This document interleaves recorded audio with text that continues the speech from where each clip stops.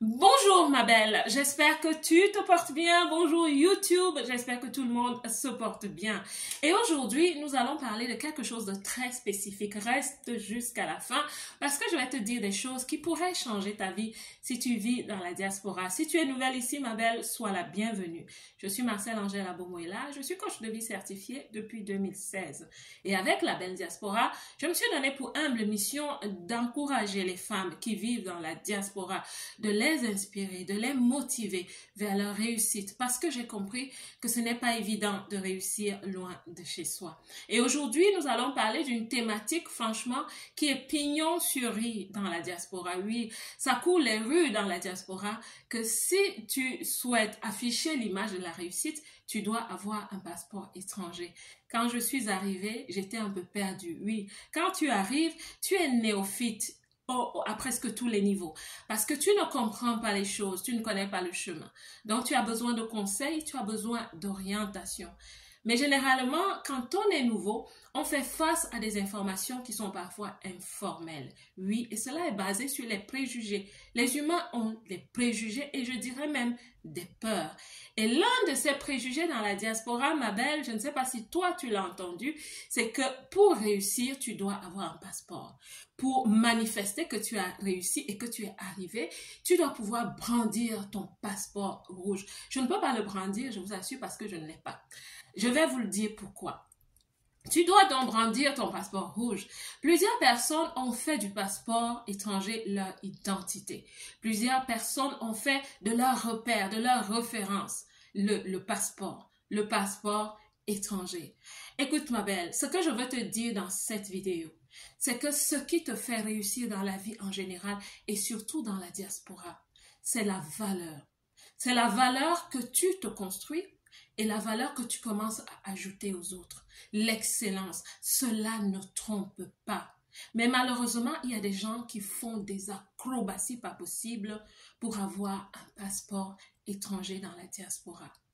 Dans cette vidéo, je vais te dire que, selon mon expérience, il y a énormément de choses que tu devrais, oui, je te conseille de les faire, mais je dis que tu devrais faire si tu souhaites franchement avoir une réussite exponentielle et te placer une fondation solide de réussite dans la diaspora. La toute première chose, ma belle, c'est d'avoir un permis de conduire. Oui, le permis de conduire est un outil qui va t'aider. Le permis de conduire va changer totalement ta vie. Quand je l'ai compris, je vous assure, ma vie a totalement changé. L'une des choses qui rend la vie pénible en Occident, en plus de toutes les activités d'entretien de la vie, ce sont les distances, les parcours, les transports publics. Pas que les transports publics soient mal organisés, non, pas du tout, au contraire. Mais c'est la complexité des trafics, c'est l'abondance des usagers à des heures de pointe. Cela est fatigant. Et c'est parfois une charge mentale. Ça te crée une telle charge mentale qui est parfois difficile à éradiquer des heures après que tu sois arrivé à la maison. Avec un permis de conduire, par contre, tu gagnes en temps, tu gagnes en énergie, tu gagnes en sérénité pour organiser ta vie d'une façon paisible, d'une façon sereine, je vous assure. Le permis de conduire va vraiment changer ta vie quand tu es dans la diaspora. Tu viens d'arriver, ce n'est pas grave, mets-le sur la liste des premières choses que tu vas faire. Cela va changer ta vie. La deuxième chose que je te conseille de faire, ma belle, dans la diaspora, c'est de te caler une formation éducative bien solide. C'est-à-dire un niveau de connaissance qui devient une référence, oui. Pas une référence identitaire, oui, ça va faire partie de ton identité, mais je t'assure, quand tu te construis en valeur, quand tu commences à apprendre de nouvelles choses, et surtout quand tu te spécifies dans quelque chose, ma belle, tu apportes de la valeur et tu es voulu par les gens. Apprendre une spécialité consistante, quelque chose qui va étoffer ton curriculum vitae. Tu as déjà peut-être un diplôme de ton pays d'origine, c'est bien. Mais pour te faciliter les choses, cale-toi un diplôme sur place. Je t'assure, fais 1 an, 2 ans ou même 3 ans et même plus pour te consacrer à des études bien spécialisées. Tu ne le regretteras jamais, car c'est avec cela que tu assures la crédibilité et un positionnement professionnel très sûr. Je te conseille d'y penser. Je te conseille surtout de le faire parce que c'est la connaissance que tu as qui va ajouter de la valeur aux autres. Quand tu vas pour négocier un contrat de travail ou un contrat même d'affaires, ma belle, si tu n'as pas de connaissances, tu ne peux pas arriver loin. Et généralement, les gens disent, oh, on me met de côté. Je ne veux pas utiliser les mots qui vont entacher cette vidéo, mais vous comprenez ce que je veux dire. On me met de côté parce que je viens de là-bas, parce que je ressemble à ceci. Ma belle, non. Tout le monde a besoin d'excellence. Et l'une des clés de ta stratégie dans la diaspora, c'est vraiment de t'asseoir et de te construire une certaine expertise dans un domaine donné. La troisième chose que je te conseille d'avoir, ma belle, c'est un bon carnet d'adresses, un bon réseau que tu vas te constituer toi-même de façon intentionnelle. Parce que ce que j'ai remarqué, c'est que les personnes qui vivent dans la diaspora, qu'elles soient en famille, en couple ou pas, elles valorisent énormément le soutien des tiers.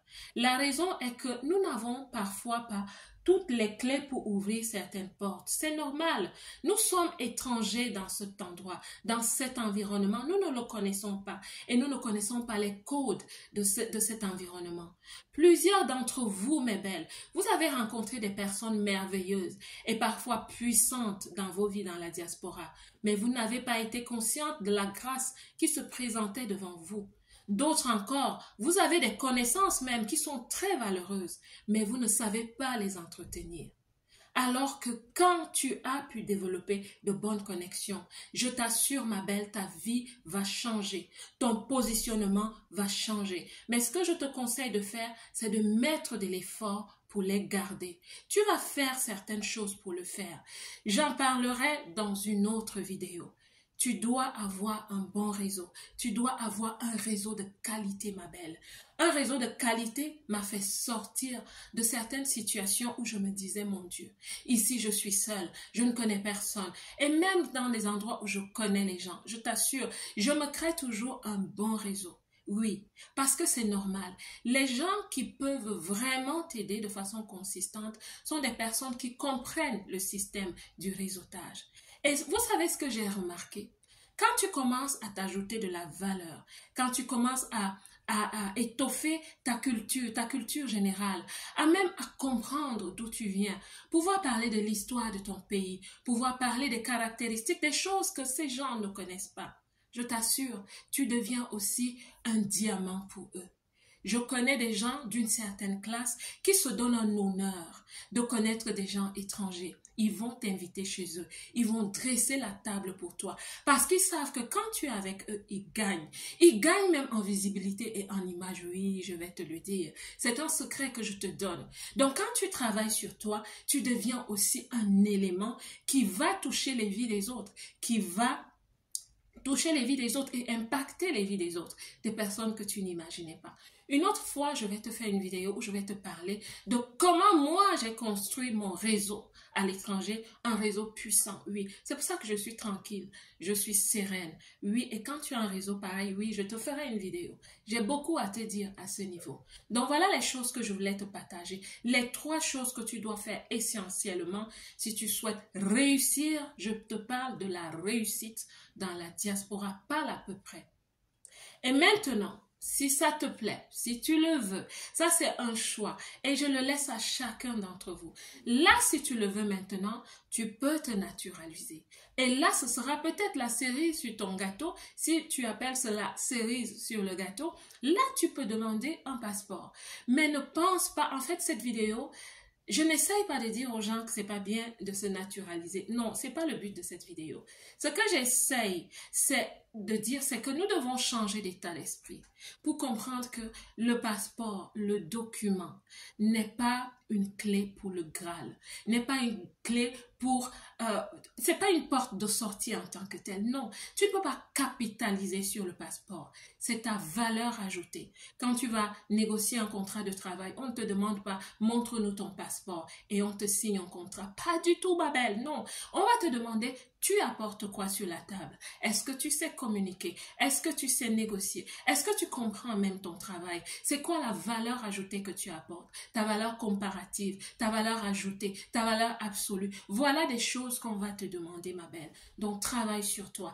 Travaille, travaille, travaille sur toi pour devenir une belle diaspora. Oui, la femme qui a une belle identité et qui apporte de la valeur dans le pays qui l'accueille. Voilà. C'est ce que je souhaitais te dire dans cette vidéo et j'espère que cette vidéo va transformer l'état d'esprit d'une personne. Oui, parce que quand on arrive, on nous nourrit avec des pensées, moi je pense, qui sont limitantes.